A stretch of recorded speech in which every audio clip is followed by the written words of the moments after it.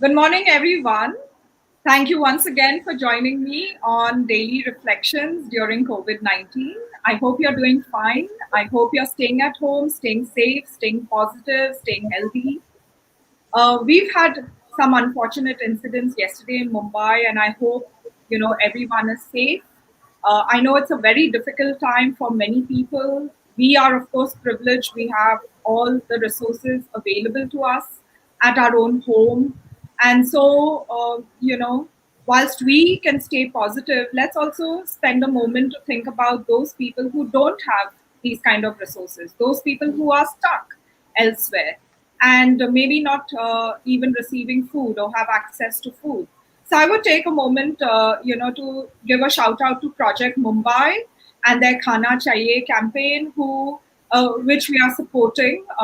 Both Supreet and myself are supporting in terms of our skills and capability. We are coordinating a lot of the back end logistics. And today we are serving about 60,000 daily cooked meals all over Bombay. And every day the number is increasing because we have requests from all over where people are saying, can we also have food? And so today, to help us reflect a little more on some of these issues, I have with me my dear friend from Vital Voices, Angellica Aribam. Hi, Angelica. Good morning. Happy New Year. Hello. Where are you Thank you for having me on the show. It's so nice to be here. Oh, What? it's so wonderful to have you because we have spoken a lot. We are in the same group, but unfortunately, we've never had an opportunity to meet in person, isn't it? Yeah. So when you asked me to come on the show, I was like, "Yay! I finally get to chat with you." So sure, why not? So, Angelica, where are you logging in from? I am currently in New Delhi, and today is the 22nd day of lockdown. So kind of excited, kind of nervous. There are anxiety attacks. There are a whole lot of emotions that are going on right now in my mind. And you're not originally from Delhi. So, please tell us a little bit about yourself. So I come from a part of India which is on the northeastern part, at the border of India and Myanmar. It's a place called Manipur, and I come from the capital city of Imphal. And it's a marginalized area in terms of geography, in terms of economics, and we are mostly people who have Mongoloid features. So yeah, ethnically different from the rest of India. Yeah. And because you're ethnically different from the rest of India, your people face a lot of discrimination. And especially during COVID-19, they are experiencing a lot of hardships. Maybe we can spend a little time talking about that. Yeah, see, racism, people from the northeastern region of India, when they come and, settle down or go to study in other parts of the country, we have sort of been facing a lot of racism.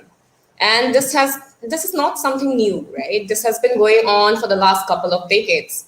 But suddenly, after in the last couple of weeks when the COVID-19 became a pandemic, it was announced as a pandemic and people started getting scared, and the fact that some people tend to term it as the Chinese virus. Therefore, a lot of people are attacking not people who belong from the northeastern region of India. People like me, we are being attacked. We are being called coronavirus. We are being called Chinese virus. We are targeted online. We're targeted on the streets, and people have come and spat on women, young women, calling them coronavirus. And people from my state of Manipur, boys from my state of Manipur, were not allowed into grocery stores in cities like Hyderabad, in cities like Mangalore. And so, yes, there has been a rapid increase in the number of cases of racial harassment that has been happening. And it is rather unfortunate and that we are being targeted as Chinese, as the carrier of the virus within our own country. So that's the sad thing. That's really unfortunate, and I'm really sorry, that many Northeasterners have had to face this kind of racism. I would appeal to everybody to not make judgmental comments, to be careful and mindful during this time because everybody is going through their own journey and we need to be mindful. The Northeast comprises of 7 states, and there's a whole lot of population over there. They are as much Indian as we are. And just because they look different from us doesn't mean that they must be discriminated against. Also, if there is an actual Chinese person living in India, there is no reason to call them coronavirus, Exactly. deprive them of any resources or access to resources. And Yeah, unfortunate thing is, Elsa, a lot of people, even the learned, educated class, they tend to believe that by using the term Chinese virus, they are holding the Chinese government accountable for what has happened. But we also need to understand the ramifications of using that term. Of course, the Chinese government has hidden a lot of data and they are not truthful to anyone. I think we should hold the Chinese government accountable, the Party of China accountable. But that does not mean that you start attacking people on the streets. That does not mean that you use the term so freely, so that communities like ours, which have been targeted for decades, Chinese and Kinkies and Momos, we are at the receiving end of this, and it's not really fair. And we should really understand. And even if we use we should be mindful of the terms we use, and that's why WHO has given that guideline in 2015 to call, to not name viruses or pandemics to the region they originated from, so that people are not discriminated upon. So I think we should use the official term COVID-19 or coronavirus rather than using the term Chinese virus, so that there is a lot. We should be a lot more mindful of the terms that we use. Yeah. absolutely. And I want to remind everyone that many years ago, we did have a spurt of violence against people from the Northeast. And we ended up adding a category on our crowd map to map sexual violence and other forms of violence, where we have um, Northeast violence. And we've had a few stories over there too. It's really unfortunate. And even on a normal day, people from the Northeast face discrimination and, violence. And now during Yeah. this time, they are particularly at Build, risk. Building on that, even on a normal day, like I grew up in Delhi, in the sense I went to school in New Delhi. And as a young girl, like not even a teenager, I used to be called all sorts of names on the streets. I used to be targeted even within the classroom, because I was the only Northeastern child and people were not aware of the fact that I am from India, despite being Manipur an integral part of India. And there used to be on the landlords used to kick people out from the Northeast quite often. So we have had to move houses all the time. So yeah, it has been very ingrained, so to speak. But now it's even more coming out as if it's a valid reason to be, what do you call it, violent at this point in time. While at this crucial juncture, we should all be standing united. We should be spreading love. We should be like together in this fight, because that is what we can do as human beings. But it looks like everyone's worst side is coming out, and tending to attack other people, which is really, really, really unfortunate. Very unfortunate. But we've also seen a lot of stories of hope and courage and people helping each other. And we'll come to that in a moment. I want to talk more about your current work. So, you are a political activist and you're the founder of Fem First Foundation. Can you share a little bit about what exactly you do in your foundation? So, Farm First Foundation is something I started almost 8, 9 months ago. It's a very new journey for me. But before I delve into that, I want to move back a little and tell you what I did before this, so that you would understand how the Farm First Foundation came about. So, I joined politics at the age of 20. I was elected in Delhi University, and I was involved in the students' movement. I was All India General Secretary of India's oldest political party, students wing of the India's political party. And then I worked on a lot of issues for like 5 years. And then I decided to pause my political career a little bit. I was aspiring to run for office. Unfortunately, that didn't happen. So at the age of 25, I took a sabbatical. I went out to study. I went out of India and did a master's in public policy. Wherein during that period, I got to reflect on my journey and the kind of discrimination I have faced being a woman in politics. And it was not easy at all. Every day was more about challenges, and there is no support system, no guidance. And I'm a woman, first generation. I mean, nobody in my family like is in politics. So that kind of period of reflection made me realize the need in India to come up with an organization that supports women in politics, that works to bring more women into politics. So Farm First Foundation is a result of that reflection, where now we are trying to groom and nurture political leaders, women political leaders, to be better leaders, and also to increase their representation in the parliament and in the state assemblies. Did I get that right? You stood for elections at the age of 25? I wanted to run for office. But at the last minute, I was denied, nomination by the political party I belong to, because I was a little too young. According to them, I was 25. But 25 is a constitutional age to run for office in India, but I was, in their words, a little too young, and I was denied a ticket nomination. So I decided to pause a while. Wow. So this is really interesting. You want to run for office. They don't allow you to run for office. So you start your own foundation to help women leaders to take up politics as a career or a profession. You help them navigate the system, etc. Right? Yeah. Yeah, because it was not. Yeah, please tell me. Carry on. No. You go ahead. Go ahead. Yeah, because it was during my time, like being 5 years in the center of national politics, I had seen all sorts of discriminations that women were facing. The sexism, the misogyny of not just the people within the political parties, but also sometimes the voters. And I had come to you wouldn't believe, in India, women politicians are like second-class citizens, going by data.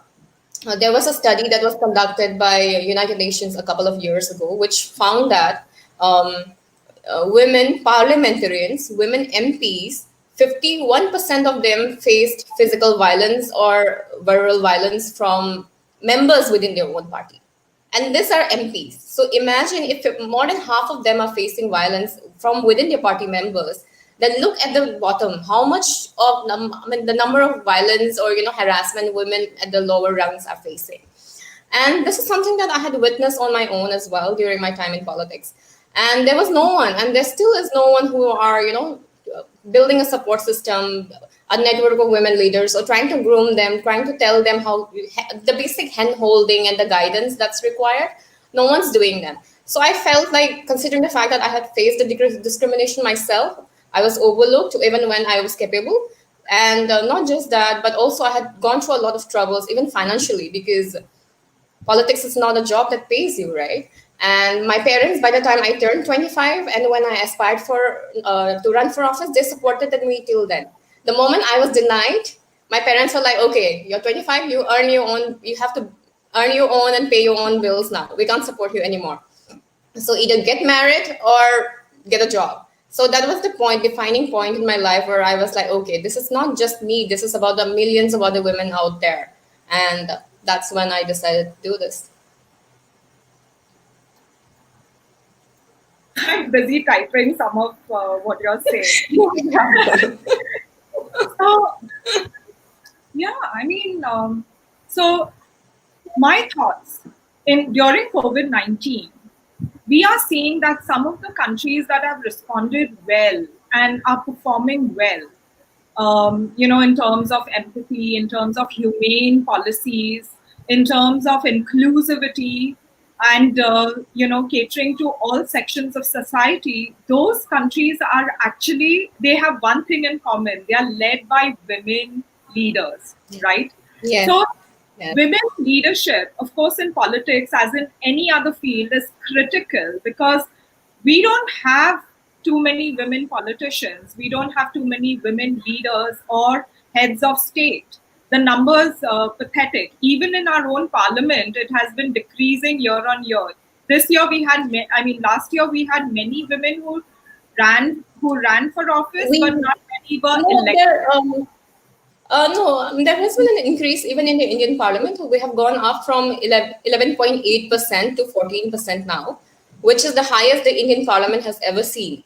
But we have to be aware of the fact that the 14%, which is our highest, is also 10% lower than the global average of 24%.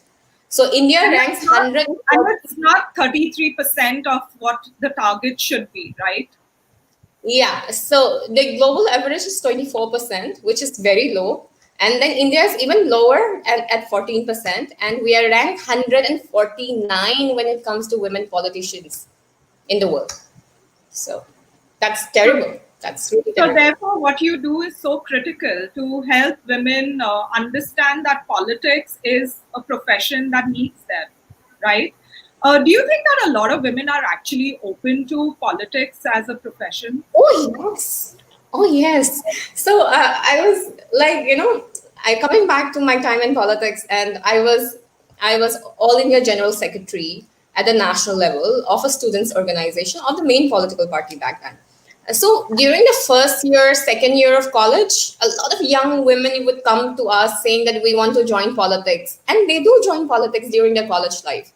You know, like with so much of passion, they'll work so hard. I mean, their output is magnificent, much better than the men. I mean, there is no comparison there at all. Women outperform men all the time.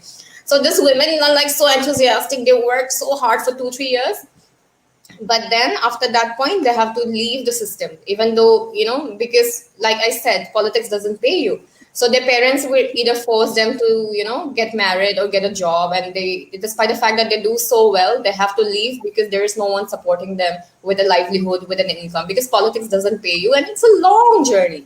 They don't know for how long, for like 10 years, 15 years, they have to be in the system to be even considered for a nomination, to run for office. So that's a long journey without any guarantee of a return on their investment of time and, their commitment and everything. So they leave the system after a while. But there is a lot of interest, and if you see in India in the last few months, there have been a lot of protests, and if the women have been at the fore leading all this protest, right? So women are very much interested. It's just that there is no one to, bring them up the ladder, to hold their hand and guide them and mentor them. That's what's very needed. Do you face hate online and offline because of your political opinions? When a woman who is outspoken, especially someone who has a political opinion, I feel they get the brunt of the hate. Yeah. So it's it's not just me, but any woman out there who's political, who has a strong opinion, who is a feminist, and if they are vocal on social media, be it Twitter, be it Facebook, then they should be. I mean, on a daily basis, they are facing like hundreds of trolls. And I have been very active on social media. I'm a very vocal person, and since in the last 8 9 years, every day of my life I have been abused in some form or the other form. But recently, with the in the wake of COVID-19 and the racism that has increased, I have faced severe online trolling, and really, like, disgusting explicit content was sent to me, were targeted all with racial content, sexist and racist both at the same time. It was really bad. So yeah, I decided to. I filed an FIR. With a case with the Delhi police, and the police were really helpful in the sense they took up the case immediately, and they wrote to Twitter to block those accounts. Those accounts have been blocked, and all of that has happened. But yes, women on an everyday basis, we face a lot of online trolling. So, especially on Twitter, I mean, I don't even know, there are like hundreds of people on my Twitter who are fighting with each other and targeting me and attacking me. So, I hardly even check the mentions tab unless it's extremely necessary for me to check it. So either you ignore it or either you get bogged down after reading all of those. But there are times when they cross a line, and that is when action should be taken. Ignoring it promotes normalizing it in many ways. Yeah. And today, violence in many forms has been normalized to such an extent that we cannot even recognize it when it's happening to us or to somebody else. And recently, I, complimented Barka Dhat on her reportage of this crisis. And I just said, what an absolutely amazing job. And somebody put a nasty sexist comment on my comment. And I decided I'm not going to keep quiet. I'm going to take that person on. And I said, I hope you know that this constitutes sexual violence. And I tagged my friend, who's a Supreme Court lawyer, Napinai, and she confirmed that it was a crime. And that guy shut up, And somebody else said, but that means you have to call out every single one of these people, and there are thousands of them. So, do you feel overwhelmed, or do you think that it's one thing at a time? And I do believe this one action of mine has helped many people decide to take action themselves. Yesterday, I got a message from someone saying, "I know you took on a troll head on. I know I'm a mentor to this company that is receiving constant threats because they work with disability issues. What would you suggest?" Now, if I had not put that out on social media, they would not have known what to do next. Similarly, when you put your, the screenshots of that nasty message you got and then said you filed an FIR, the Delhi police was very helpful. It gives confidence to a lot of women out there to say, okay, we can also do the same. So thank you, Angellica, for doing that. Tell me, how do you manage this personal hate? Because it's directed to you, it affects your own positivity. So, how do you stay And mental health. And mental health. and mental So health? So, what are the tips that you have, the strategies that you enforce for yourself to take on these people head on? I think that's very subjective. It depends on, like in this specific matter, I was not, I mean, when I saw that graphic image and I was like, what is this? For a moment, I went numb. I didn't know how to react to it, because it was for the first time that I was seeing such kind of a very, graphic image being targeted at me. And I just went numb. And then it didn't take me like, within 10 minutes, I wrote to Delhi police. I just took it on. I wrote to Delhi police within 10 minutes. And that was in the midnight, like after 12 in the night. So that's what I did. But also, yes, there are a lot of other abuses that I face online every day. I generally block around 50 to 100 people on an everyday basis. Um, because there are times, like you said, there are thousands of them, and it becomes difficult to fight each and every one of them because it eats up your mind space as well. You are bogged down. So if you can, I mean, I feel that, and I have been practicing it in the last 8 9 years, that if it's someone just trying to get sometimes they do it just to get a response out of it because they want attention, because trolls thrive on attention. So sometimes I just ignore them if they're doing it with just because they want the attention for me to react, and they want to thrive on it and they want to show it off. I generally block such accounts, but when it is of extreme behavior, then I make it a point to call them out. Naming and shaming is very important. I've learned. So name them, shame them, and then the online space. Even though there are a lot of trolls, there are also a lot of nice people out there who will go out of the way, who will report those accounts, who will take screenshots, and even to the extent of if they are known, people can contact their family members and let them know that their so and so is doing this, their son is doing this, or their husbands are doing this. So the cyberspace, there are bad people, but there are also good people who come and help you out. So I think that's the naming and shaming is very important, and then the expect standing up for yourself and fighting it back. That's also very crucial, and I think we should, like you said, right? I mean, when you told the guy about the sections and how it's a crime, they got scared. So that's one way to tackle it as well.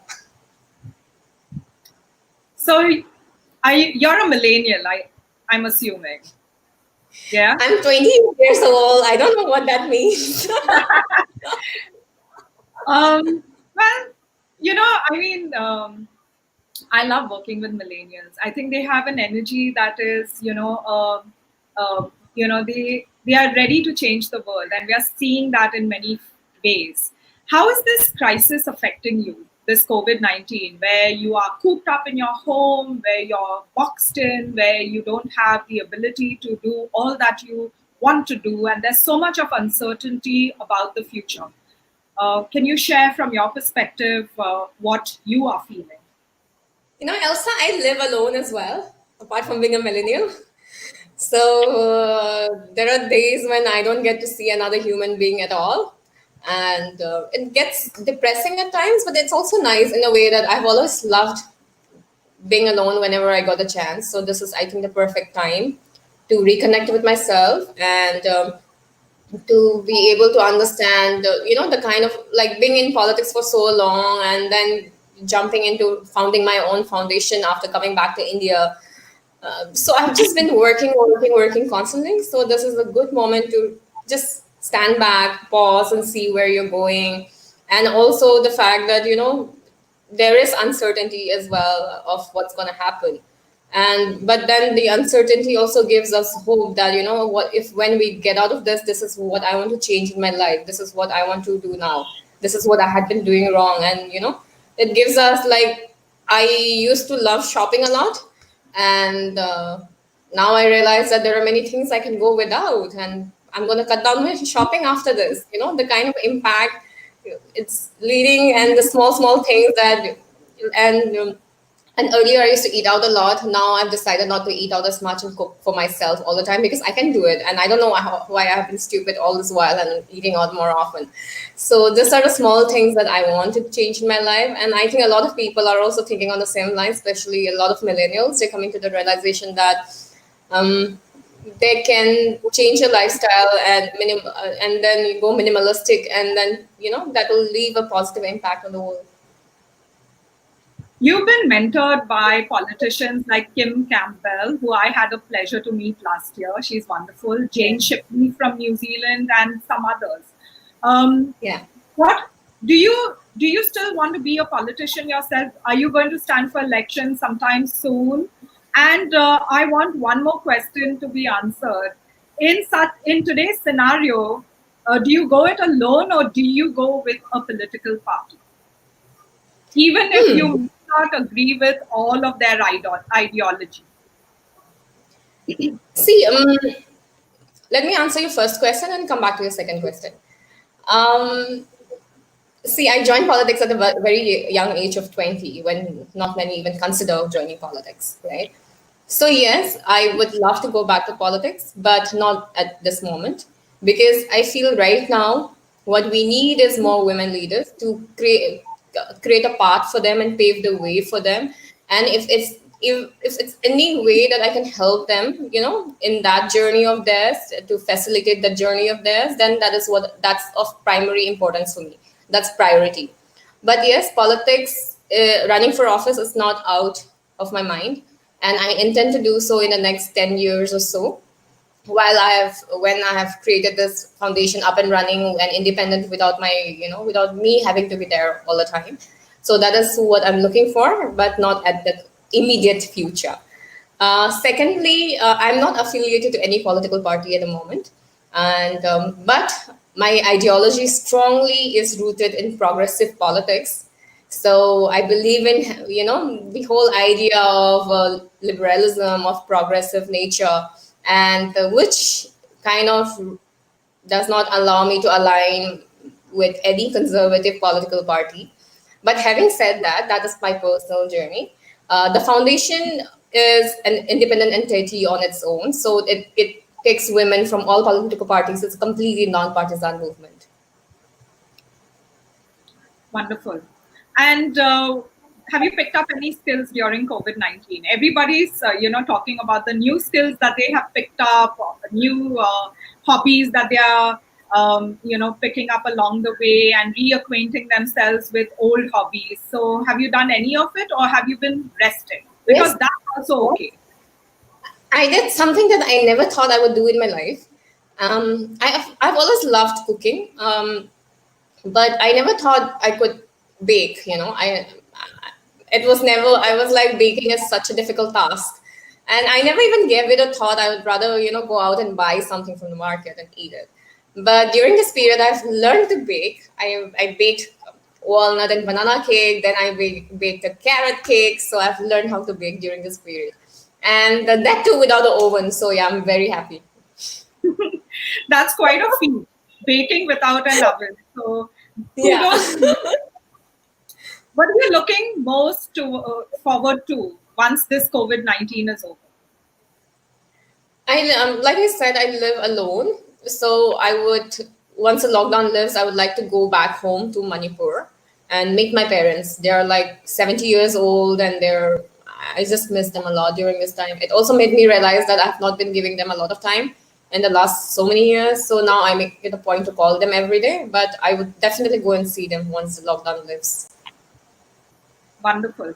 Thank you, Angelica. I feel like I've known you forever. Unfortunately, we haven't met till now, but maybe once COVID-19 is over, we can have a Vital Voices reunion in India and meet each other. And, we can continue these chats longer, because I feel there's so much more that you have to say and we haven't had the airtime for. So thank you very much for joining us this Thank morning. you. Thank you for having me and for like this early morning chat, which is like, I mean, I really love chatting with you. And like you said, yeah, we should have a, get together and you carry on this conversation at a much longer scale. Thank you so much once again. Thank you. And for all those watching, thank you so much once again for joining in. Please check out our past episodes as well. I've had a diverse range of speakers from all different fields, business, development sector, journalists, etc. So please check it out. And let me know if you have any particular person you would like me to chat with. I have a lineup of guests. I'm sure you will enjoy them. Keep coming back every morning, 10 a.m. Stay safe, stay at home, stay healthy and positive. Bye.